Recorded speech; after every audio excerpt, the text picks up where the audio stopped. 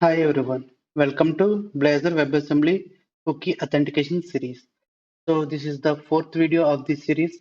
In this video, we are going to enable the Microsoft Authentication to our Blazor WebAssembly application. Okay, so let's jump into our code. Okay, this is our API project. So first we have to install the NuGet for enabling the Microsoft Authentication. Okay. Let's install Microsoft.ASP.NET Core.Authentication.Microsoft account into our API project. Copy command, install the command.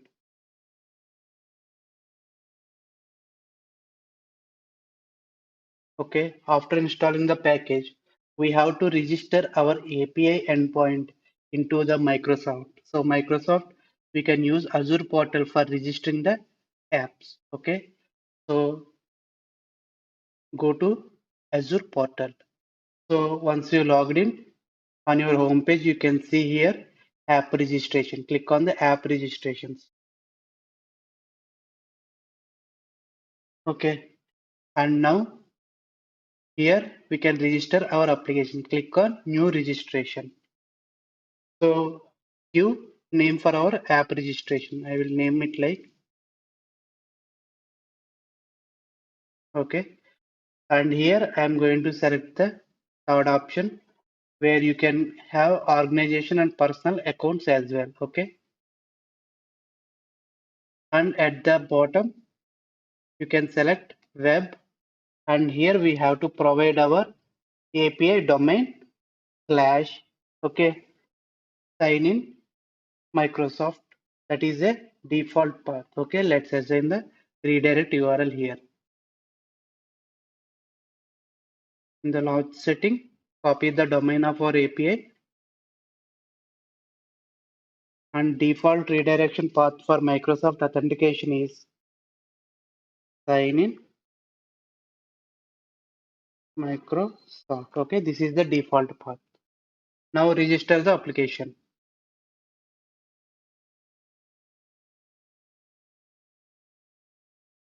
Okay, here is the application ID we are going to use in our application. Okay, and so what I will do, let's register the Microsoft settings into my app settings.development.json. Okay, here let's create a settings like okay, and client ID we are going to copy this one. Okay, and next thing we have to add is client secret. Okay, so client secret we won't find here. We have to create it explicitly. For that, go to certificates and secrets on left hand side, and here you can create the client secret. So click on new client secret and give some description. Okay, and add it. So here you can see the client secret value. Don't copy ID value. Okay, we have to copy the value, and it is one time copy. So please make sure to copy. If you want another time, it will regenerate. Okay, so assign it here.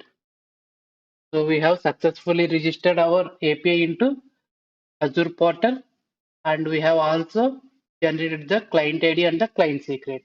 Okay. Now let's register the Microsoft Authentication service in the program.cs file. Okay.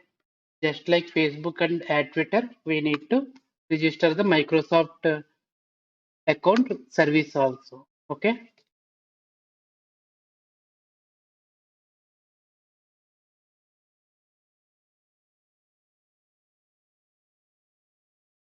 Client ID, client secret. Okay. Now copy this line of code for fetching the settings, and let's change the appropriate setting names. Okay. Microsoft settings,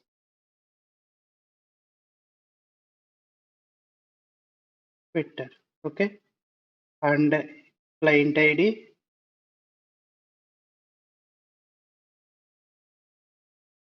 Okay, client secret. Okay, now let's jump into our auth controller and let's add our action methods for the Microsoft authentication. Okay, so to make it quick, what I will do, lot of the logic is common for all the external providers. So let's copy this method. Okay, I will change it to Microsoft account login. Okay, and this return URL will be our Blazor WebAssembly return URL. And let's change this method also. Microsoft dot account login is my path. Okay, and we know that method is for calling the external provide login page. Okay, and here we are giving some callback method, right? So let's remove the callback method, this one. We will implement new one, and let's change the authentication name also. So Microsoft account defaults, okay, dot authentication scheme. Okay, so whenever we invoke this endpoint, this challenge method will invoke the external login page, like Microsoft login page, Outlook page. Okay, once that is successful, it will be redirected to the action method we are going to specify here. Okay, so let's copy the uh, this sample Facebook callback login, and we will rewrite the namings. Okay,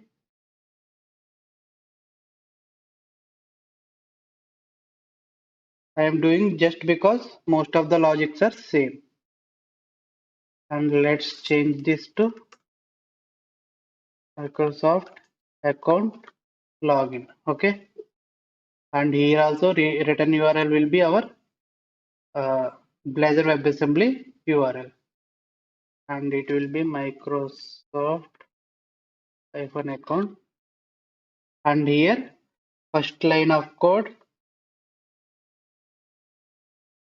this line of code is to know whether the external provider status is successful or not. So let's change this name to Microsoft defaults. Okay, so now it will get whether the authentication is successful or not. Okay, so if it is successful, what we are doing, we are fetching the clients from the authenticated cookie.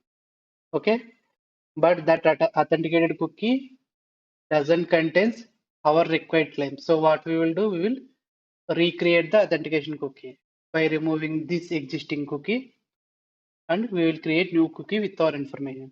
So first thing what we are doing, we are getting the client's information like email, name. I will use given name. Okay, given name and surname. Okay, from the external provider, because initial authentication cookie is external provider, right? So we are getting that information.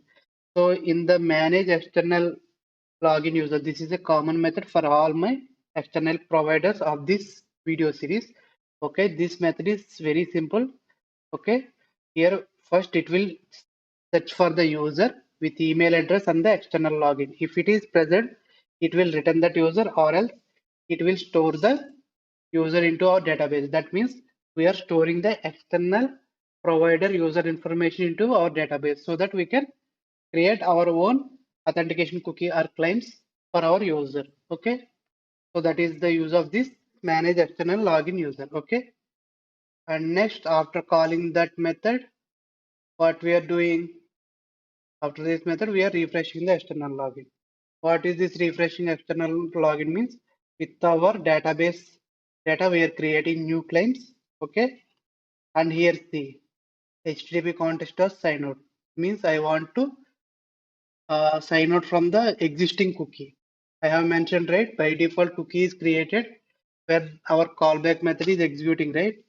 So that cookies I am removing, and again creating the authentication cookie with my own claims. Okay, so that is the refresh uh, external login method. Okay, and finally, what we are doing, we are redirecting to our Blazor WebAssembly application with a query parameter external true. If it is true, then authentication is successful. If it is returning false, then authentication is not successful. Okay, let's save and jump into our Blazor WebAssembly application. And in the Blazor WebAssembly application, in the login.razor page, let's create one more link. Okay, that is for Microsoft account. Okay, and let's change this path, login path. So what is my new login path? And here I forgot to assign my callback method here. So please assign it. Microsoft login callback. Okay. And copy the path of this API and assign it here. Okay. That's it. Our implementation is done. Why our implementation is done? Because a core concept or core logics are implemented in video 1 and 2. So please do watch video 1 and 2 before watching this video. Okay, let's run our application and test Microsoft account authentication with our WebAssembly application. Okay, so let's run both API and Blazor WebAssembly applications. So click on the login page. Here you can see our Microsoft account, right? Click on it. So it is showing Outlook account, right? So try to log in.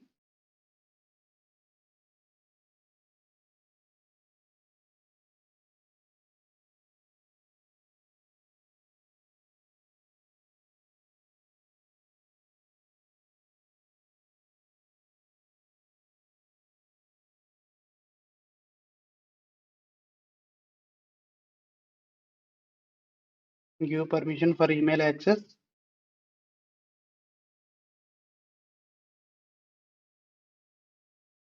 See here, I'm successfully logged in. Okay, and let's check my database whether my user is created or not. And one more small correction. Here, external provider name I have given wrongly. Please give like Microsoft.